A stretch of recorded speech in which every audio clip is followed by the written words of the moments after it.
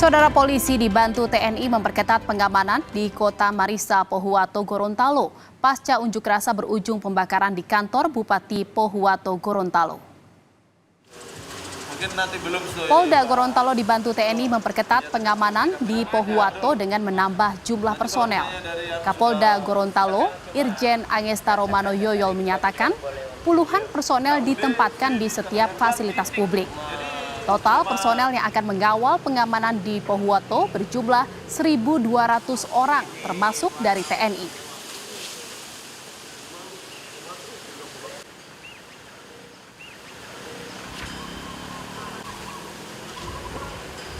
Penjabat Gubernur Gorontalo Ismail Pakaya telah berkoordinasi dengan Mendagri Tito Karnavian demi mengambil kebijakan dalam hal menjaga stabilitas keamanan daerah.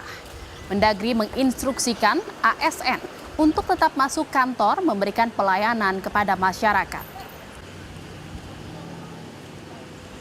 Kita hari ini melakukan konsolidasi untuk memastikan layanan yang dilakukan oleh pemerintah daerah itu tetap dilaksanakan. Jadi, sebagaimana arahan Pak Menteri kepada saya melalui WA Pak Sekjen untuk tetap melakukan layanan. Kemudian yang utama adalah kita harus menjaga stabilitas daerah. Dan saudara, untuk mengetahui kelanjutan penanganan kasus sengketa lahan tambang yang berujung perusakan dan pembakaran kantor Bupati Pohuwato, sudah bergabung bersama kami di Indonesia Update Kapolda Gorontalo, Irjen Angesta Romano Yoyol. Selamat sore Pak Kapolda, terima kasih atas waktunya sudah menyempatkan dan berkenan untuk berbincang bersama kami di Indonesia Update. Selamat sore Pak. Pak Kapolda, bisa dijelaskan bagaimana situasi terkini di Pohuwato pasca kericuhan kemarin? Ya, insya Allah untuk situasi di Pohuwato Gorontalo aman kondusif dan sudah berjalan sebagaimana mestinya. Mulai jam 16.00 dari kemarin, situasi aman terkendali. Situasi aman terkendali, apakah sudah dipastikan tidak ada unjuk rasa susulan yang dilakukan oleh kelompok-kelompok warga, Pak? Insya Allah kita sudah mengimbau dan tidak akan ada unjuk rasa susulan. Adapun kalau ada, kita akan koordinasikan dan membicarakan baik-baik dengan para pengunjuk rasa. Sejauh ini ada ribuan, sekitar ada 1.200 personel TNI dan juga Polri yang dikerahkan di sejumlah fasilitas publik. Itu bisa dijelaskan Pak pengamanannya seperti apa dan di mana saja titik-titik lokasi pengamanannya?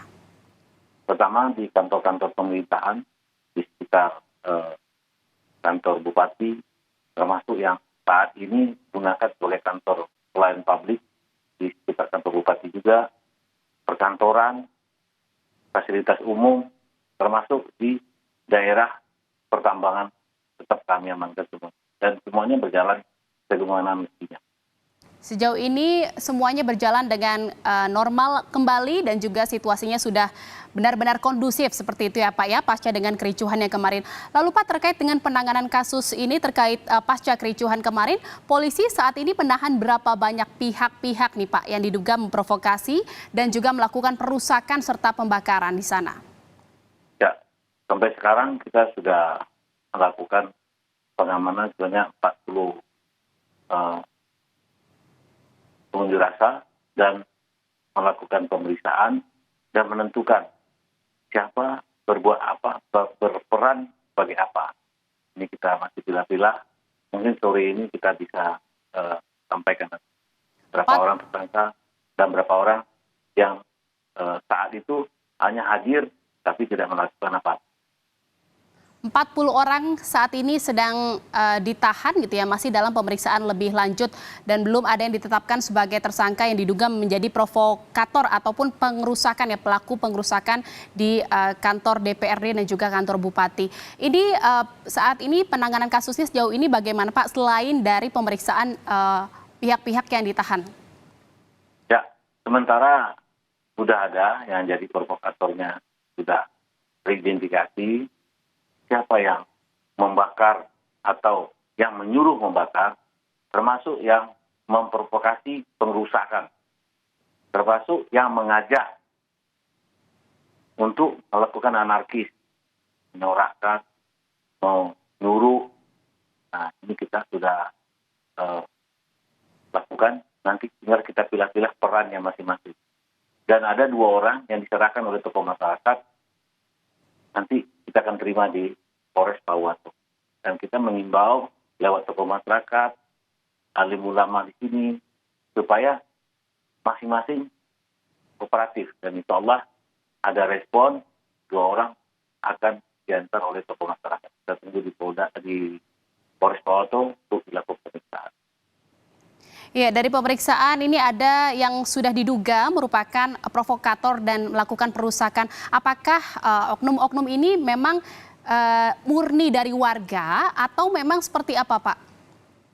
Ya, ada yang murni dari warga, ada juga yang diajak dari luar Pahuwato. Ini yang kita lagi dalami, siapa mengajak, bagaimana mereka datang, alat komunikasinya apa. Ini yang kita lakukan pendataan. Karena demo kemarin itu dilaksanakan sebanyak 10 titik dan kita amankan 10 titik. Dan karena jumlah kami cukup terbatas dan mereka menggunakan sepeda motor. Jadi sambil lewat gitu, sementara kami menggunakan kendaraan dan menggunakan personil. Baik, Pak Kapolda, yang juga menjadi pertanyaan, kemarin kantor DPRD dan juga kantor Bupati ini kan dirusak dan juga dibakar. Lalu bagaimana dengan upaya-upaya untuk bisa memastikan layanan publik bisa tetap berjalan normal dan juga apa saja upaya dari kepolisian untuk bisa mendukung kondusivitas situasi saat ini di Pahuwato? Ya, tadi pagi kami sudah diarahkan oleh Pak Gubernur, sesuai arahan Menteri Dalam Negeri dan diperintahkan oleh Pak Kapolri, supaya menciptakan suasana kondusif dan masyarakat berjalan sebagaimana mesti. Yang kami sudah mengamankan, baik itu karyawan yang mau datang, baik karyawan yang bekerja, semuanya dijaga. Dan kemarin pun dijaga. Tapi karena jumlahnya cukup banyak, dan kalau dilakukan saat itu, penindakan atau pendorongan akan menjadi bumerang buat kita. Makanya kita lakukan menghimbau dan persuasif. Ternyata tidak ada yang mau berbicara, tapi malah menggunakan batu untuk memaksakan kehendak. Demikian. Baik, terima kasih atas informasinya. Semoga saja, Pak, kami juga berharap situasi di Pahuwato juga semakin kondusif dan semuanya berjalan normal kembali. Terima kasih atas informasinya Kapolda Gorontalo, Irjen Angesta Romano Yoyol, atas waktunya di Indonesia Update. Selamat sore, sehat selalu.